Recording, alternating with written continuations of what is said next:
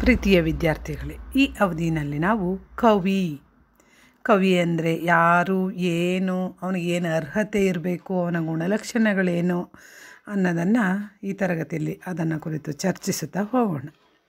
ಹೇಳ್ತಿರ್ತಾರೆ, ರವಿ ಕಾಣದ್ದನ್ನು ಕವಿ ಕಂಡ. ಹಾಗಂದರೆ ಕವಿ ಅಂದರೆ ಯಾರು? ಅವನು ಕಾವ್ಯ ನಿರ್ಮಾಣ ಮಾಡ್ತಕ್ಕಂಥ ಬ್ರಹ್ಮ.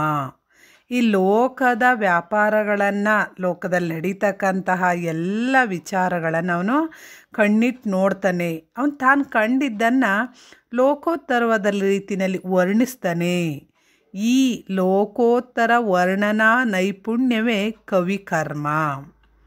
ಲೋಕೋತ್ತರವಾದ ನೈಪುಣ್ಯಕ್ಕೆ ಇಲ್ಲಿ ಕವಿಕರ್ಮ ಅಂತ ಹೇಳ್ತಿದ್ವಿ. ಕವಿ ಭೂತ, ವರ್ತಮಾನ, ಭವಿಷ್ಯತ್ಗಳನ್ನು ಅಖಂಡವಾಗಿ ಪರಿಭಾವಿಸಬಲ್ಲ. ಹಿಂದೆ ಏನಾಯಿತು, ಇವತ್ತೇನಿದೆ, ಮುಂದೆ ಏನಾಯಿತು ಅನ್ನೋದನ್ನು ಕಲ್ಪಿಸಿ ಅವನ ಸೃಜನಶೀಲತೆಯ ಒಂದು ಮೂಸೆಯಲ್ಲಿ ಅದನ್ನು ಒಂದು ರೂಪ ಕೊಡ್ತಕ್ಕಂಥ ಕೆಲಸವನ್ನು ಅವನು ಮಾಡ್ತಾನೆ. ಈಗ ಮುಂದಾಗ್ತಕ್ಕಂಥ ಘಟನೆಗಳು ಅವನ ಎದುರು ಬಂದು ಸಾಕಾರವಾಗಿ ಬಂದು ನಿಲ್ತವೆ. ಆದ್ದರಿಂದಲೇ ಕವಯಾಕ್ರಾಂತ ದರ್ಶನ ಅತೀತ ಅನಾಗತ ವರ್ತಮಾನಾಭಿಜ್ಞಾನ ಯೋಗೀನ ಅಂತ ವೇದದಲ್ಲಿ ಹೇಳುತ್ತೆ.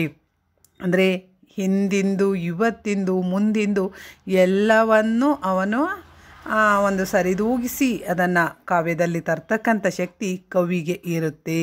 ಕವಿ ಅಂದರೆ ಕವಿ ಕರ್ಮ ಏನು ಅಂದರೆ ಲೋಕೋತ್ತರ ವರ್ಣನಾ ನೈಪುಣ್ಯ. ಲೋಕದಲ್ಲಿ ತಾನು ನೋಡಿದಂಥ, ಜೀವನದಲ್ಲಿ ಅನುಭವಿಸಿದಂಥ ಅನುಭವಗಳನ್ನು ಅವನ ಪ್ರತಿಭೆ ಮೂಸೆಯಲ್ಲಿ ಹಾಕಿ ಅದನ್ನು ಲೋಕೋತ್ತರವಾಗಿ ವರ್ಣಿಸ್ತಕ್ಕಂಥ ಒಂದು ಕೆಲಸವನ್ನು ಕವಿ ಇಲ್ಲಿ ಮಾಡ್ತಾನೆ. ಈ ವಿಶ್ವದ ಹೃದಯವನ್ನು ಅರಿಬಲ್ಲಂಥ ಮಹಾತ್ಮನೊಬ್ಬ ತನ್ನ ಅನುಭವಗಳನ್ನು ಅಚ್ಚುಕಟ್ಟಾಗಿ ಮೂರ್ತಿವತ್ತಾಗಿಯೂ ಹೇಳುವ ಸಂಸ್ಕಾರ ಬಲದಿಂದ ಕವಿ ಎನ್ಸ್ಕೊಳ್ತಾನೆ. ಅವನಲ್ಲೂ ಕೂಡ ಋಷಿಯ ತಪಸ್ಸಿದೆ, ತ್ರಿಕಾಲ ಜ್ಞಾನ ಇದೆ. ಆದ್ದರಿಂದ ವೇದ ಮಂತ್ರಗಳ ಕವಿಗಳು ಋಷಿಗಳೆನಿಸಿಕೊಂಡಿದ್ದಾರೆ. ಉಪನಿಷತ್ತಿನ ಋಷಿಗಳು ಕೂಡ ಇಲ್ಲಿ ಕವಿಗಳಾಗಿದ್ದಾರೆ. ಇಲ್ಲಿ ಇವ್ರು ಹೇಳ್ತಾರೆ, ನಾನ್ ಋಷಿ ಕುರುತೆ ಕಾವ್ಯಂ ಅಂದರೆ ಕವಿಗಳು ಯೋಗಿಗಳಿಗೆ ಸಮಾನರು, ಋಷಿಗಳಿಗೆ ಸಮಾನರು. ಇಲ್ಲಿ ಅಂದರೆ ಅವರಿಬ್ಬರ ಕಾರ್ಯಕ್ಷೇತ್ರ ಕೂಡ ಒಂದೇ ದೃಷ್ಟಿಯಿಂದ ಅವರಿಬ್ಬರು ಅವ್ರ ಜೀವನದ ಮತ್ತು ಜೀವಿಗಳ ಮರ್ಮವೇದ್ಯವಾಗಿದೆ. ಅವರು ಆಡ್ತಕ್ಕಂಥ ಮಾತು, ಅವ್ರು ಆಡ್ತಕ್ಕಂಥ ಕಾರ್ಯ ಇವೆಲ್ಲಕ್ಕೂ ಕೂಡ ವಿಶಿಷ್ಟವಾದಂಥ ಒಂದು ಅರ್ಥ ಇದೆ. ಆದ್ದರಿಂದಲೇ ಋಷಿಯಲ್ಲದವನು ಕಾವ್ಯ ರಚನೆ ಮಾಡಲಾರ ಅಂತ ಹೇಳ್ತಾರೆ. ಕಾವ್ಯ ರಚನೆ ಮಾಡಬೇಕು ಅಂದರೆ ಋಷಿಗೆ ಇರ್ತಕ್ಕಂಥ ಅರ್ಹತೆ, ಜ್ಞಾನ, ಒಂದು ಸಹನೆ, ತಾಳ್ಮೆ ಇದು ಈ ಕವಿಗೂ ಕೂಡ ಇರಬೇಕು ಅಂತ ಇಲ್ಲಿ ಹೇಳ್ತಾರೆ. ಇದನ್ನು ಆನಂದವರ್ಧನ ಹೇಗೆ ಹೇಳ್ತಾನೆ ಅಂದರೆ, ಕವಿ ಲೋಕದ ವಸ್ತು ವಿಚಾರಗಳನ್ನು ಆಧರಿಸಿ ಕಾವ್ಯ ರಚನೆ ಮಾಡ್ತಾನೆ. ಆದರೂ ಕೂಡ ಅವನ ಕೈಲಿ ಲೋಕವಸ್ತು ಉಜ್ವಲಗೊಂಡು ಲೋಕೋನ್ನತ ವಸ್ತುವಾಗಿ ಮಾರ್ಪಡುತ್ತೆ. ಈಗ ಉದಾಹರಣೆ, ರೇಷ್ಮೆ ಹುಳು ಹೇಗೆ ಸೊಪ್ಪನ್ನು ತಿಂದು ದಿವ್ಯವಾದ ಒಂದು ನೂಲನ್ನು ಕೊಡುತ್ತೋ, ಹಾಗೆ ಕವಿ ಈ ಪ್ರಪಂಚದಲ್ಲಿರ್ತಕ್ಕಂಥ ವಿಷಯವನ್ನು ಗ್ರಹಿಸಿ, ಲೌಕಿಕ ದ್ರವ್ಯವನ್ನು ಗ್ರಹಿಸಿ ಅಲೌಕಿಕ ದ್ರವ್ಯವಾಗಿಸ್ತಾನೆ. ಆದ್ದರಿಂದಲೇ ಅವನು ಧ್ವನ್ಯಾಲೋಕದಲ್ಲಿ ಕಾವ್ಯಲೋಕದ ಬ್ರಹ್ಮ ಅಂತ ಕವಿಗೆ ಹೇಳ್ತಾನೆ. ಅವನ ಸೂತ್ರ ಇದು ತುಂಬ ಮುಖ್ಯ ಮಕ್ಕಳೇ, ಇದನ್ನು ಗಮನಿಸಿ. ಅಪಾರೆ ಕಾವ್ಯ ಸಂಸಾರೆ ಕವಿರೇವ ಪ್ರಜಾಪತಿ ಯಥಾಸ್ಮೈ ರೋಚತೆ ವಿಶ್ವಂ ತಥೇದಂ ಪರಿವರ್ತತೆ. ಅಂದರೆ ಅಪಾರವಾದ ಕಾವ್ಯ ಸಂಸಾರದಲ್ಲಿ ಕವಿಯೇ ಈ ಬ್ರಹ್ಮ ಅಂದರೆ ಕವಿಯೇ ಪ್ರಜಾಪತಿ ಅಂದರೆ ಬ್ರಹ್ಮ ಹೇಗೆ ಈ ಪ್ರಪಂಚವನ್ನು ಇಡೀ ಸಕಲ ಜೀವಿಗಳನ್ನು ಸೃಷ್ಟಿ ಮಾಡ್ತಾನೋ, ಹಾಗೇ ಕವಿ ಕೂಡ ಅವನ ಕಾವ್ಯಲೋಕದಲ್ಲಿ ಅವನೇ ಬ್ರಹ್ಮ. ಅವನು ಹೇಗೆ ಬೇಕು ಹಾಗೆ ಸೃಷ್ಟಿ ಮಾಡ್ಬೋದು, ಆ ಪಾತ್ರಗಳಿಗೆ ಜೀವವನ್ನು ತುಂಬೋದು, ಯಾವ ದಿಕ್ಕಿನಲ್ಲಿ ಬೇಕಾದರೂ ಅವರನ್ನು ಕರ್ಕೊಂಡು ಹೋಗ್ಬೋದು. ಹೀಗೆ ಅವನು ಕವಿಯೊಬ್ಬ ಅಭಿನವ ಬ್ರಹ್ಮ. ಅಲ್ಲಿ ಲೋಕಕ್ಕೆ ಆ ಜೀವಗಳನ್ನು ಸೃಷ್ಟಿಸ್ತಕ್ಕಂಥವನು ಬ್ರಹ್ಮ ಆದರೆ, ಇವನು ಅಭಿನವ ಬ್ರಹ್ಮನಾಗಿ ಈ ಜಗತ್ತಿನ ಯಾವುದೇ ವಸ್ತುವನ್ನು ಅವನು ಉದ್ದೇಶಿತ ರಸಕ್ಕೆ ಅಂಗವನ್ನಾಗಿ ಮಾಡಿಕೊಳ್ಳಬಲ್ಲ ಅನ್ನೋ ಅರ್ಥದಲ್ಲಿ ಇದನ್ನು ಹೇಳಿದ್ದಾನೆ. ಅಂದರೆ ಇಲ್ಲಿ ಶಬ್ದದ ಅರ್ಥ ಜ್ಞಾನ ಮಾತ್ರದಿಂದ ಕಾವ್ಯ ತಿಳಿಯುವುದು, ಅದು ಕಾವ್ಯ ತತ್ವಜ್ಞಾನಿ ಮಾತ್ರ ತಿಳಿಯುತ್ತೆ ಅಂತ ಹೇಳಿ ಇಲ್ಲಿ ಮುಖ್ಯವಾಗಿ ಗಮನಿಸಿ. ಕವಿ ಅಪಾರ ಕಾವ್ಯ ಸಂಸಾರೆ ಕವಿರೇವ ಪ್ರಜಾಪತಿ. ಅಪಾರವಾದ ಕಾವ್ಯ ಜಗತ್ತಿಗೆ ಕವಿಯೇ ಬ್ರಹ್ಮ. ಅವನು ಈ ವಿಶ್ವವನ್ನು ತನಗೆ ಹೇಗೆ ಬೇಕೋ ಹಾಗೆ ರೂಪಾಂತರವನ್ನು ಗೊಳಿಸ್ತಾನೆ. ಅದರಿಂದ ಕವಿಯೊಬ್ಬ ಅಭಿನವ ಬ್ರಹ್ಮ. ಆನಂದವರ್ಧನ ಹೇಳಿರೋದಿದ್ನ. ಈ ಕವಿಗಿರುವ ಈ ರಚನೆಗೆ ಸಲಕರಣೆ ಎಲ್ಲ ಮಾತು ಕಿವಿಯಲ್ಲಿ ಬೀಳ್ತಾ ಇದ್ದಂಥ ಹಾಗೆ ಕರಗಿ ಹೋಗುವ ಮಾತು ತನ್ನ ಸಾಮಗ್ರಿ ಇಷ್ಟು ಬಂಗುರ ಆದರೂ ಕೂಡ ಇವನು ಇನ್ನೊಬ್ಬ ವಿಶ್ವಾಮಿತ್ರನಂತೆ ಸೃಷ್ಟಿಕರ್ತನೊಂದಿಗೆ ಹುರುಡಿಸಿ ತಂದೆ ಆದ ಒಂದು ಜಗತ್ತನ್ನು ನಿರ್ಮಿಸ್ತಾನೆ. ಈ ಕವಿ ಸೃಷ್ಟಿ ವಿಶ್ವಾಮಿತ್ರನರಂತೆ ಹೀನವಾಗದೆ ಬ್ರಹ್ಮ ಸೃಷ್ಟಿಯನ್ನು ಮೀರಿಸಿ ನಿಲ್ಲುತ್ತೆ. ಮಕ್ಕಳೇ, ನೀವು ಕೇಳಿರ್ಬೋದು, ವಿಶ್ವಾಮಿತ್ರ ಒಬ್ಬ ವಿಶಿಷ್ಟ ತಪಸ್ವಿ. ಅವನಿಗೆ ತುಂಬ ತಪಸ್ಸನ್ನು ಮಾಡಿ ಅನೇಕ ವರವನ್ನು ದೇವರಿಂದ ಪಡೆದಿರ್ತಾನೆ.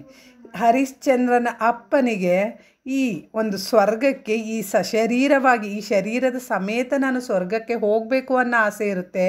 ಅದರಿಂದ ಅವನು ವಿಶ್ವಾಮಿತ್ರನನ್ನು ಬೇಡ್ಕೊಳ್ತಾನೆ. ವಿಶ್ವಾಮಿತ್ರನನ್ನು ಬೇಡ್ಕಂಡ ನನಗೆ ಹೋಗಬೇಕು ಅಂತ ಆಸೆ ಇದೆ, ಏನಾದರೂ ಮಾಡಿ ನಾನು ಈ ಶರೀರದ ಸಮೇತ ನಾನು ಸ್ವರ್ಗಕ್ಕೆ ಹೋಗಲಿಕ್ಕೆ ಅವಕಾಶವನ್ನು ಮಾಡಿಕೊಡು ಅಂದಾಗ ಇವನು ತಪಶ್ಶಕ್ತಿ ಎಲ್ಲವನ್ನು ಪ್ರಯೋಗಿಸಿ ಅದಕ್ಕೆ ಪ್ರಯತ್ನವನ್ನು ಮಾಡ್ತಾನೆ.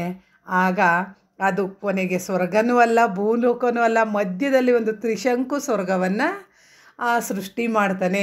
ಅದಕ್ಕೆ ಇಲ್ಲಿ ವಿಶ್ವಾಮಿತ್ರನಂತೆ ಆ ಜಗತ್ತನ್ನು ಸೃಷ್ಟಿ ಅಂದರೆ ಆ ರೀತಿ ಹೀನವಾಗದೆ ಬ್ರಹ್ಮ ಸೃಷ್ಟಿಯನ್ನು ಮೀರಿಸಿ ಈ ಕವಿ ಸೃಷ್ಟಿ ನಿಲ್ಲುತ್ತೆ ಅಂತ ಹೇಳ್ತಾರೆ.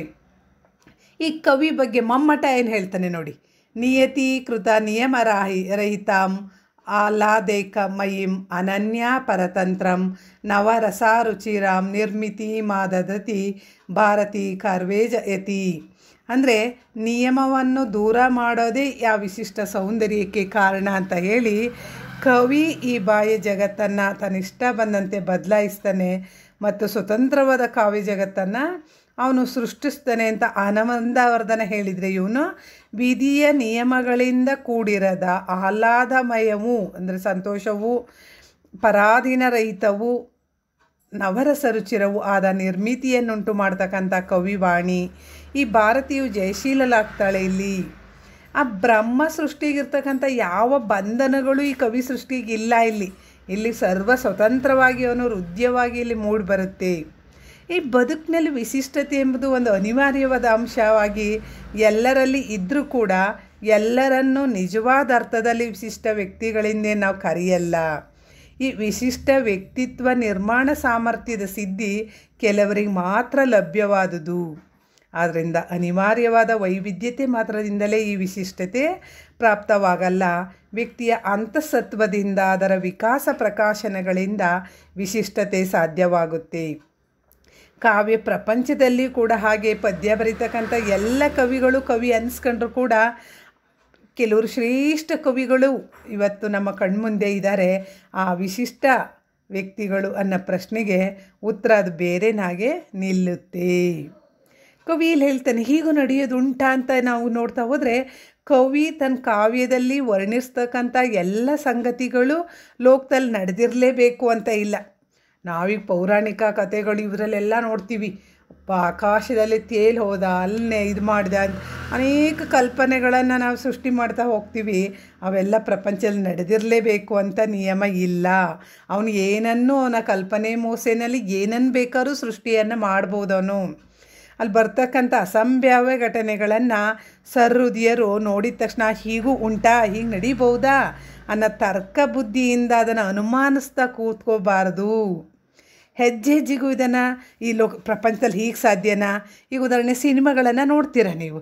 ಸಿನಿಮಾದಲ್ಲಿ ಒಬ್ಬ ಹೀರೋ ಏನು ಮಾಡ್ತಾನೆ, 100 ಜನ ರೌಡಿಗಳನ್ನು ಹೊಡೆದು ಸಾಯಿಸಿ ಆ ಹೀರೋಯಿನನ್ನು ಕರ್ಕೊಂಡು ಬರೋದು, ಕಷ್ಟದಲ್ಲಿದ್ದವ್ರಿಗೆ ಸಹಾಯ ಮಾಡೋದನ್ನು ನೋಡ್ತೀರಿ. ಅದನ್ನು ನಾವು ವಾಸ್ತವವಾಗಿ ಯೋಚನೆ ಮಾಡಿದರೆ ಹೀಗುಂಟಾ, ಹೀಗೆ ಸಾಧ್ಯನಾ? ಒಬ್ಬ ವ್ಯಕ್ತಿ ಇಬ್ಬರನ್ನೇ ಹೊಡೆಯೋದು ಕಷ್ಟ. ಇಬ್ಬರು ವ್ಯಕ್ತಿ ಆದರೆ ಎಂಥ ಬಲಾಢ್ಯನಾದರೂ ಕೂಡ ಅವನನ್ನು ಸೋಲಿಸ್ಬೋದು. ಅಂಥದ್ರಲ್ಲಿ ಹೀಗೆ ಇರ್ಬೋದು. ಮತ್ತು ಅನೇಕ ಸಿನಿಮಾಗಳಲ್ಲಿ ನೀವು ಗಮನಿಸಿ, ಆ ಸಿನಿಮಾದಲ್ಲಿ ಹೀಗಿದ್ದಾಗ ತಕ್ಷಣ ಬದಲಾಗ್ಬಿಡುತ್ತೆ. ಇದೆಲ್ಲ ಕವಿಯ ಒಂದು ಚಾಕಚಕ್ಯತೆ ಸೃಷ್ಟಿ ಮಾಡ್ತಕ್ಕಂಥ ಸಿನಿಮಾದಲ್ಲಾದರೂ ಕೂಡ ಅಷ್ಟೇ ಡೈರೆಕ್ಟ್ರ ಕೆಲಸ ಅದು. ಹಾಗೆ ನಾವು ಅನುಮಾನದಿಂದ ಹೀಗುಂಟಾ, ಹೀಗೆ ಪ್ರಪಂಚ ಹೀಗಾಗೋದುಂಟಾ, ಈಗ ಒಂದು ಅತ್ತೆ ಸೊಸೆ ಹೀಗಿರೋದು ಸಾಧ್ಯನಾ, ಅಮ್ಮ ಮಗಳು ಹೀಗಾಗೋದುಂಟಾ, ಏನು ಬೇಕಾ? ಈ ಕವಿ ಪ್ರಪಂಚದಲ್ಲಿ ಕವಿ ಸ್ವತಂತ್ರ, ಅವನು ಬ್ರಹ್ಮ, ಅವನು ಹೇಗೆ ಬೇಕಾದರೂ ಅದನ್ನು ಬದಲಾಯಿಸ್ಬೋದು. ಹಾಗೆಯೇ ಇಲ್ಲ ಲೋಕದ ಘಟನೆಯೊಂದಿಗೆ ನಾವು ಸಮಾನಾಂತರವಾಗಿ ಹೋಲಿಸಬಾರ್ದು. ಕವಿ ವರ್ಣಿಸ್ತಕ್ಕಂಥ ಘಟನೆಗಳನ್ನು ಅದರ ಒಟ್ಟಂದದಲ್ಲಿ ಮಾತ್ರವೇ ಅದನ್ನು ಗ್ರಹಿಸಬೇಕು. ಹಾಗಲ್ಲದೆ ಶಂಕಿಸ್ತಾ ನಾವು ಕುಳಿತಾಗ ಕವಿ ನಿರ್ಮಿಸಿದ ತೇಜೋಮಯವಾದ ಲೋಕ ಕ್ಷಣ ಮಾತ್ರದಲ್ಲಿ ನೀರ್ಗುಳ್ಳೆಯಂತೆ ಒಡೆದು ಹೋಗುತ್ತೆ, ರಸಧಾರೆ ತಟ್ಟನೆ ಕಡಿದು ಹೋಗುತ್ತೆ. ಹಾಗೆ ನಾವು ಅನುಮಾನಿಸ್ತಾ ಅದನ್ನು ನೋಡಬಾರ್ದು. ಅದನ್ನು ಒಟ್ಟಂದದಲ್ಲಿ ಒಟ್ಟಾರೆ ನಾವು ಅದರ ಸ್ವಾದವನ್ನು ಆಸ್ವಾದಿಸಬೇಕು, ಅದರ ಸೌಂದರ್ಯವನ್ನು ಸವಿಬೇಕು. ಅನುಮಾನಿಸ್ತಾ ಹೀಗುಂಟ ಹಾಗುಂಟ ಹಂಗೆ ಸಾಧ್ಯನಾ ಅಂತ ಹೇಳಿ ನಿರ್ಲಿಪ್ತರಾಗಿ ನಾವು ಅದನ್ನು ನೋಡ್ತಾ ಹೋದರೆ ನಮಗೆ ಯಾವುದೇ ಒಂದು ಸ್ವಾರಸ್ಯ ಉಂಟಾಗಲಿಕ್ಕೆ ಅಲ್ಲಿ ಸಾಧ್ಯ ಇಲ್ಲ.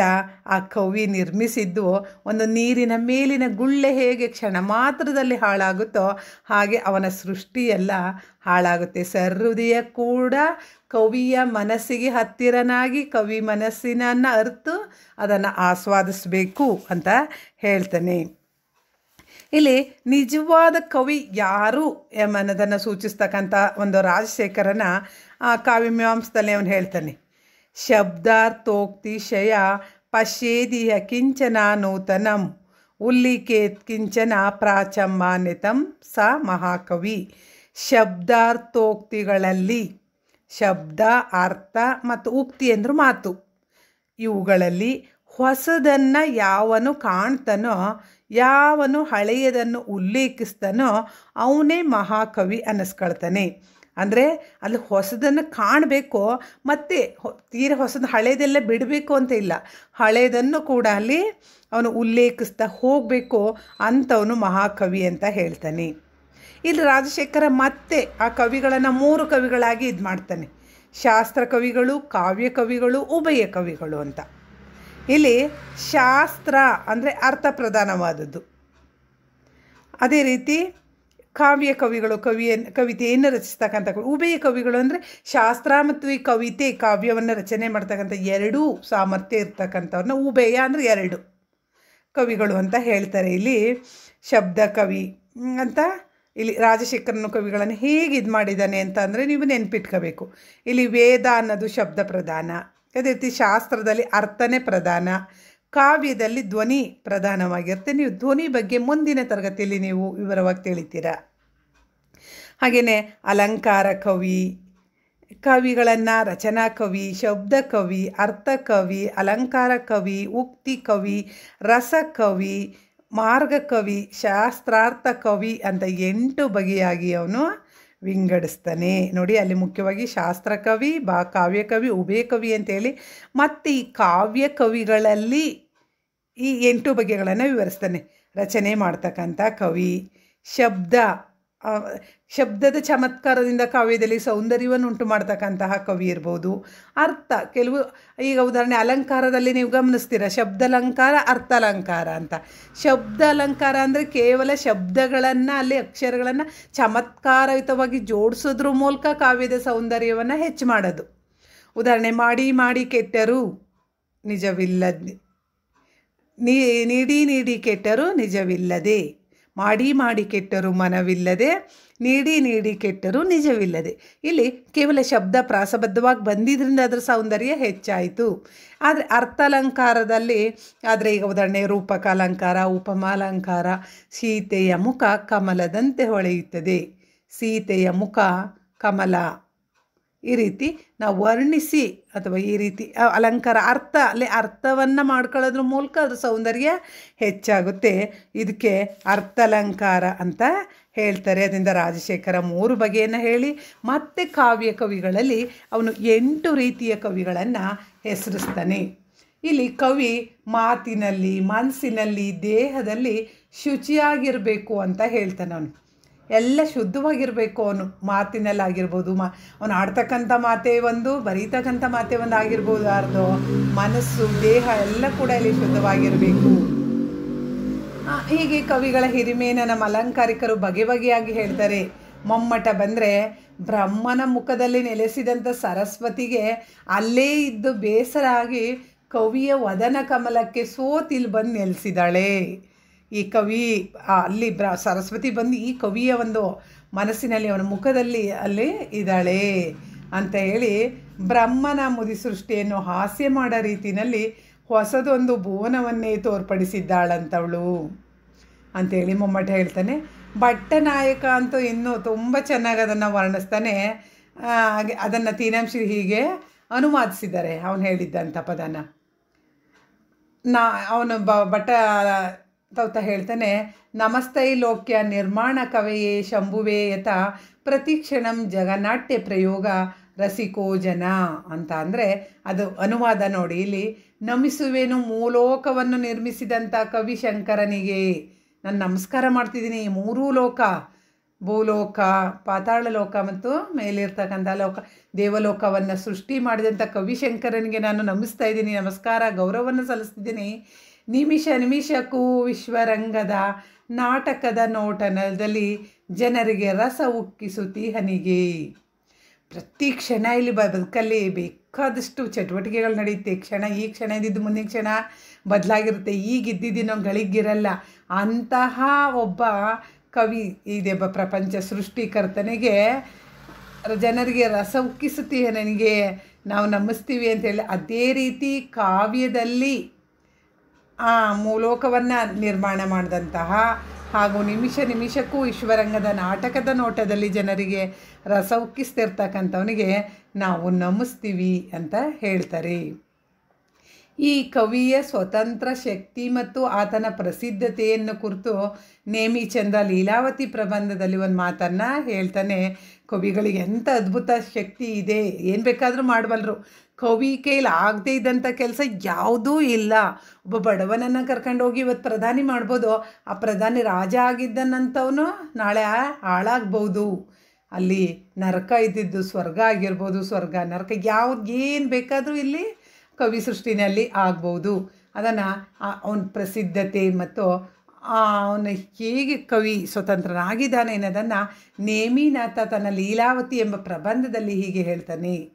ಕಟ್ಟೂಗೆ ಕಟ್ಟದಿರ್ಕೆ ಕಡಲಂ ಕಪಿಸಂತತಿ ವಾಮನ ಕ್ರಮಂ ಮುಟ್ಟಿಗೆ ಮುಟ್ಟದಿರ್ಕೆ ನಭಯಂ ಹರನಂ ನರನತಿ ಗಂಟಲಂ ಮೆಟ್ಟುಗೆ ಮೆಟ್ಟದಿರ್ಕೆ ಕವಿಗಳು ಕೃತಿ ಬಂದದೊಳಲ್ತೆ ಮುಟ್ಟಿದರಿಕ್ಕ ಮುಟ್ಟಿದರ್ ಇದೇನು ಅಗ್ಗಳಮೋ ಕವೀಂದ್ರರ. ಅಂದರೆ ಕಪಿ ಸಂತತಿಗೆ ಕಡಲಿಗೆ ಸೇತುವೆಯನ್ನು ಕಟ್ಟೋದು ವಾಮನ ಅಂದರೆ ಇಲ್ಲಿ ನಿಮಗೆ ಗೊತ್ತು, ರಾವಣ ಸೀತೆಯನ್ನು ಹೊತ್ಕೊಂಡು ಹೋದಂಥ ಸಂದರ್ಭದಲ್ಲಿ ರಾಮ ಅವನನ್ನು ಕರ್ಕೊಂಡು ಬರಲಿಕ್ಕೆ ಹೋಗಬೇಕಾದ್ರೆ ಈ ಕಪಿಗಳ ಸೈನ್ಯ, ಆಂಜನೇಯ ಮತ್ತು ಅನೇಕ ಕಪಿ ಸೈನ್ಯ ಅವರಿಗೆ ಸಹಾಯ ಮಾಡುತ್ತೆ. ಆಗ ಅವ್ರು ಏನು ಮಾಡ್ತಾರೆ, ಆ ಕಡಲಿಗೆ ಸೇತುವೆಯನ್ನು ಕಟ್ಟೋದ್ರ ಮೂಲಕ ಆ ಕಡೆಗೆ ದಾಟಿ ಸೀತೆಯನ್ನು ಅವರು ಭೇಟಿ ಮಾಡಲಿಕ್ಕೆ ಸಾಧ್ಯ ಆಗುತ್ತೆ. ಅದೇ ರೀತಿ ವಾಮನನು ತ್ರಿವಿಕ್ರನಾಗೋದು. ನೀವು ದೀಪಾವಳಿ ಬಲಿಪಾಡ್ಯಮಿಯನ್ನು ನೋಡಿದ್ದೀರ. ಅಲ್ಲಿ ನಾವು ಬಲಿಪಾಡ್ಯಮಿ ದೀಪಾವಳಿನ ನರಕ ಚತುರ್ದಶಿಯನ್ನು ಆಚರಿಸ್ತೀವಿ. ಅಲ್ಲಿ ದೇವರು ಪರೀಕ್ಷೆ ಮಾಡಲಿಕ್ಕೆ ಬಂದಂಥ ಸಂದರ್ಭದಲ್ಲಿ ಪರೀಕ್ಷೆ ಮಾಡಲಿಕ್ಕೆ ನಾನು ಕೇಳಿದ್ದು ಎಲ್ಲವನ್ನೂ ಕೊಡ್ತೀಯ ಅಂದಾಗ ಹೌದು ನನಗೆ ಎಲ್ಲವನ್ನು ಕೊಡ್ತೀನಿ ಅಂತ ಹೇಳಿದಂಥ ಸಂದರ್ಭದಲ್ಲಿ ಬಲಿ ಚಕ್ರವರ್ತಿಯ ಬಳಿ ಅವನು ನನಗೆ 3 ಪಾದವನ್ನು ಊರಷ್ಟು ಜಾಗ ಕೊಡು ಅಂತ. ಇದು ಜನಸಾಮಾನ್ಯರ ಭಾಷೆಯಲ್ಲಿ 3 ಪಾದ ಓಡಕ್ಕೆ ಎಷ್ಟು ಜಾಗ ಬಹುದು, ನಾನು ಬೇಕಾದರೂ ಕೊಡ್ತೀನಿ ಅನ್ಬೋದು. ಆದರೆ ಅವನಿಗೆ ಅಂತಹ ಅದ್ಭುತವಾದ ಶಕ್ತಿ ಇರುತ್ತೆ. ಆ ದೇವರು 3 ಪಾದ, ಒಂದು ಪಾದ ಅಲ್ಲೇ ಇರುತ್ತೆ, ಇನ್ನೊಂದು ಪಾದ ಅವನ ತಲೆ ಮೇಲೆ ಇಟ್ಟು 3ನೇ ಪಾದವನ್ನು ನನಗೆ ಎಲ್ಲಿ ಇಡಲಿ ಅಂತ ಹೇಳಿದಾಗ ತಲೆಯನ್ನು ತೋರಿಸೋದು, ಅವನನ್ನು ಇದು ಮಾಡೋದು, ಅದನ್ನು ಗಮನಿಸ್ತೀವಿ. ಹಾಗೆಯೇ ವಾಮನನು ವಿಕ್ರಮನಾಗ್ತಕ್ಕಂಥದ್ದು ಹಾಗೂ ನರಹರನ ಗಂಟಲೊತ್ತುವುದು. ಮನುಷ್ಯ ಹೋಗಿ ಅರ್ಜುನನ ಮತ್ತು ಶಿವನ ಒಂದು ಯುದ್ಧವನ್ನು ಗಮನಿಸ್ಬೋದು. ಅವನ ಗಂಟಲನ್ನು ಮಿತಿ ಪಾಶುಪಶಾಸ್ತ್ರವನ್ನು ಪಡೀತಕ್ಕಂಥ ಸಂದರ್ಭ ಆಗ್ಬೋದು. ಇಂತಹ ಅನೇಕ ದೇವರನ್ನೇ ಸೋಲಿಸ್ತಕ್ಕಂಥ ಸಂದರ್ಭಗಳಿರ್ಬೋದು. ಇವೆಲ್ಲವೂ ಕೂಡ ಅವಾಸ್ತವ, ಅವು ಆಗ್ಲಿಕ್ಕೆ ಸಾಧ್ಯ ಇಲ್ಲ, ಅಸಹಜ. ಆದರೂ ಕೂಡ ಅದು ಹಾಗೆ ಶಿವನನ್ನು ಗಂಟಲನ್ನ ಒತ್ತಿ ಇದು ಮಾಡೋದು ತಪ್ಪು. ಅದೇ ರೀತಿ ಆ ವಾಮನನ್ನು ಒಂದು ತ್ರಿವಿಕ್ರಮನಾಗಿ ಬೆಳೆದು ಇದು ಮಾಡೋದು, ಇವೆಲ್ಲ ಕೂಡ ತಪ್ಪಾಗಿದ್ದಾವೆ. ಆದರೆ ಕವಿ ಪುರಾಣ ಪ್ರಸಿದ್ಧವಾದಂಥ ಈ ಸಂಗತಿಗಳನ್ನು ತನ್ನ ಪ್ರತಿಭಾ ಕೌಶಲ್ಯದಿಂದ ಇವನು ಏನು ಮಾಡ್ತಾನೆ, ಕವಿ ಸಹಜ ಸತ್ಯ ಸಾಧ್ಯ ಎಂಬಂತೆ ಸೃಷ್ಟಿಸ್ತಾನೆ. ಸೇತುವೆ ಕಟ್ಟಿಸ್ತಾನೆ, ಇಲ್ಲಿ ಇದು ಮಾಡ್ತಾನೆ. ಹಾಗೂ ಮತ್ತು ನರನನ್ನ ಮನುಷ್ಯನೇ ಶಿವನನ್ನು ಸೋಲಿಸ್ತಕ್ಕಂಥ ಪ್ರಸಂಗವನ್ನು ಕವಿ ಸೃಷ್ಟಿ ಮಾಡ್ತಾನೆ. ಮತ್ತು ಇಲ್ಲಿ ಮುಂದೆ ಬಂದರೆ ಕವಿಗಳಲ್ಲಿ ಮುಖ್ಯವಾಗಿ 2 ವರ್ಗಗಳುಂಟು. ಒಂದು ಭಾವಗೀತೆಯ ಕವಿ, ಇನ್ನೊಂದು ಮಹಾಕವಿ. ಭಾವಗೀತೆ ಅಂದರೆ ಒಂದು ವಸ್ತು ಅಥವಾ ಸಂಗತಿಗೆ ಪ್ರತಿಕ್ರಿಯಾತ್ಮಕವಾಗಿ ತಕ್ಷಣ ಭಾವನೆಗಳನ್ನು ಬಳಸ್ಕೊಂಡು ತಕ್ಷಣ ಗೀತಾತ್ಮಕ ರೂಪವನ್ನು ಕೊಡ್ತಾನೋ ಅವನು ಭಾವಗೀತೆ ಕವಿ ಆಗ್ತಾನೆ. ಮಹಾಕವಿ ಅಂದರೆ 18 ವರ್ಣನೆಗಳು ಬರಬೇಕು, ಅಷ್ಟಾದಶ ವರ್ಣನೆಗಳು ಬರಬೇಕಲ್ಲಿ. ಸ್ಮಶಾನ, ಅರಣ್ಯ, ಸೂಳೆಗೇರಿಯಿಂದ ಹಿಡಿದು ಪ್ರತಿಯೊಂದು ವರ್ಣನೆ. ಮತ್ತು ಮಹಾಕಾವ್ಯ ಅಂದರೆ 14 ಆಶ್ವಾಸಗಳಿಂದ ಕೂಡಿರ್ತಕ್ಕಂಥ ಕಾವ್ಯ. ಆದರೆ ಭಾವಗೀತೆ ಅಂದರೆ ಹೀಗೆ ಒಂದು 3-4 ಪ್ಯಾರ ಇದ್ದರೆ ಆಯಿತು, ಅಲ್ಲಿ ಭಾವನೆಗಳಿಗೆ ಹೆಚ್ಚು ಆಸ್ಪದವನ್ನು ಕೊಟ್ಟಿದ್ದರೆ ಆಯಿತು. ಅದರಿಂದ ಕವಿಗಳಲ್ಲಿ ಅಲ್ಲಿ ಶಾಸ್ತ್ರ ಕವಿ ಮತ್ತು ಉಭಯ ಕವಿ, ಕಾವ್ಯ ಕವಿ ಅಂತ ಹೇಳಿದ ಹಾಗೆ ಇಲ್ಲಿ ಆ ಕವಿಗಳನ್ನು ಇವನು ಭಾವಗೀತೆಯ ಕವಿ ಮತ್ತು ಮಹಾಕವಿ ಅಂತೇಳಿ ಹೇಳ್ತಾರೆ. ಸಿಡ್ನಿ ಹೇಳ್ತಾನೆ, ಪ್ರಕೃತಿಯ ಸೃಷ್ಟಿ ಹಿತ್ತಾಳೆ ಆದರೆ ಕವಿ ಅದನ್ನು ಚಿನ್ನ ಆಗಿಸ್ತಾನೆ ಅಂತ ಸಿಡ್ನಿ ಹೇಳ್ತಾನೆ.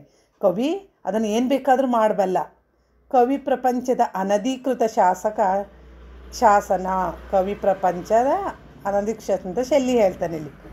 ಮತ್ತು ಕೋಲ್ಡ್ರಿಡ್ಜ್ ಹೇಳ್ತಾನೆ, poet is the future of the age.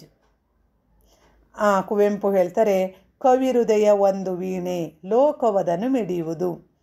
ಕವಿ ಹೃದಯ ಒಂದು ವೀಣೆ ಇದ್ದಂಗೆ ಅದನ್ನು ಮಿಡಿದು ಒಂದು ಸುಶ್ರಾವ್ಯವಾದ ರಾಗವನ್ನು ಬರಲಿಕ್ಕೆ ಸಾಧ್ಯವಾಗೋದು, ಅದನ್ನು ಪ್ರಪಂಚ ಅದನ್ನು ಮಿಡಿದಾಗ ಹಾಗೆ ಬರುತ್ತೆ. ಅಂದರೆ ಅವನಿಗೆ ಒಂದು ಇದನ್ನು ಬೇಕಾದಂಥ ಪೋಷಕಾಂಶಗಳನ್ನು ದೊರೆತಿ ಅಂಥ ಸನ್ನಿವೇಶ ದೊರೆಯೋದ್ರ ಮೂಲಕ ಅಂಥ ಉತ್ತಮ ಸಾಧನೆ ಮಾಡಲಿಕ್ಕೆ ಸಾಧ್ಯ ಅನ್ನೋದನ್ನು ಹೇಳ್ತಾರೆ.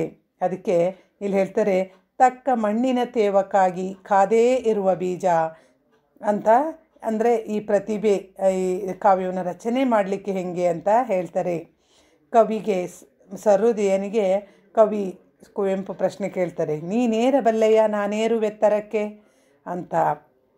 ಹಾಗೆಯೇ ಪಂಪ ಕೇಳ್ತಾನೆ, ಕವಿತೆಯೊಳಾಸೆಗೆಯುವ ಫಲಮಾವುದು, ಪೂಜೆ ನೆಗಳತೆ ಲಾಭಂ ಎಂಬೀವಲಂ ಅಂತ ಹೇಳಿ ತನ್ನ ಭುವನದ ಪೂಜೆ ಮುಕ್ತಿಯ ಲಾಭ ಮತ್ತು ಕೀರ್ತಿಯನ್ನು ತರುವಂಥದ್ದು ಅಂತ ಹೇಳ್ತಾನೆ. ಒಟ್ಟಾರೆ ಕವಿ ಅಭಿನವ ಬ್ರಹ್ಮನಾಗಿ ತಾನು ಸರ್ವ ಸ್ವತಂತ್ರನಾಗಿ ಲೋಕೋತ್ತರವಾದಂಥ ವಸ್ತುವನ್ನು ನಿರ್ಮಾಣ ಮಾಡ್ತಕ್ಕಂಥ ಸಾಮರ್ಥ್ಯ ಉಳ್ಳವನು ಆಗಿರ್ತಾನೆ ಕವಿ. ಈ ಕವಿಯ ಒಂದು ಕರ್ತವ್ಯ ಅಂದರೆ ಪ್ರತಿಭೆ ಹೇಗೆ ಮುಖ್ಯ ಆಕಾರವಾಗಿ ಆ ಕವಿಗಳಲ್ಲಿ ಇರುತ್ತೆ, ಅವ್ರು ರಚನೆ ಮಾಡ್ತಾರೆ ಅನ್ನೋದನ್ನು ಹೇಳ್ತಾರೆ. ಧನ್ಯವಾದಗಳು.